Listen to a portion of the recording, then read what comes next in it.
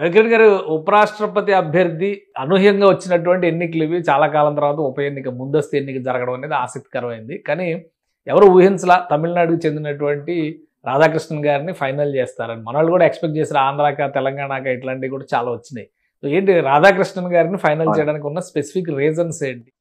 అయితే చిన్నపురం పుణ్యస్వామి రాధాకృష్ణన్ గారు, సిపి రాధాకృష్ణన్ గారు, వారికి అభినందనలు, శుభాకాంక్షలు.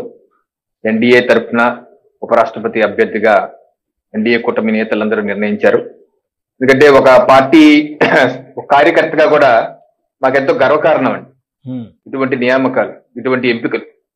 ఎందుకంటే 16 ఏట నుంచే అటు ఆర్ఎస్ఎస్, భారతీయ జనసంఘ్, భారతీయ జనతా పార్టీ పూర్వస్వరూపమైన భారతీయ జనసంఘంలోను, భారతీయ జనతా పార్టీలోను ఇన్వాల్వ్ అవటం, భారతీయ క్షేత్రస్థాయిలో 40 సంవత్సరాలు, 4 దశాబ్దాల పైచిలుగా పార్టీకి, దేశానికి అనుకున్న సిద్ధాంతానికి, ఆచరించిన విధానానికి పనిచేసుకుంటూ ఇది అంచెంచెలుగా పనిచేసుకుంటూ క్షేత్రస్థాయి కార్యకర్తల నుంచి ఈ రోజు ఉపరాష్ట్రపతి స్థాయికి రావటం అంటే ఇది ప్రజాస్వామ్యం యొక్క గొప్పతనం. భారతీయ జనతా పార్టీలోని ఇది సాధ్యం అండి. ఎందుకంటే సామాన్య కార్యకర్తకు కూడా అసామాన్యమైనటువంటి బాధ్యతలు ఇచ్చే అవకాశం కేవలం భారతీయ జనతా పార్టీ ఉంది. ఆ రకంగా నేను కూడా ఒక సామాన్య కార్యకర్తగా ఎంతో మా అందరికీ స్ఫూర్తి నింపే ఈ ఎంపిక. ఇక రెండు, ఇది ఏకగ్రీవం అవుతురా అంటే, సో ఇప్పుడు మాకు ఇప్పుడు ఇక్కడ ఓటర్స్ ఎవరండి? దీనికి ఓటర్లు వైస్ ప్రెసిడెంట్ ఎన్నికల ఓటర్లు, లోక్సభ సభ్యులు, రాజ్యసభ సభ్యులు.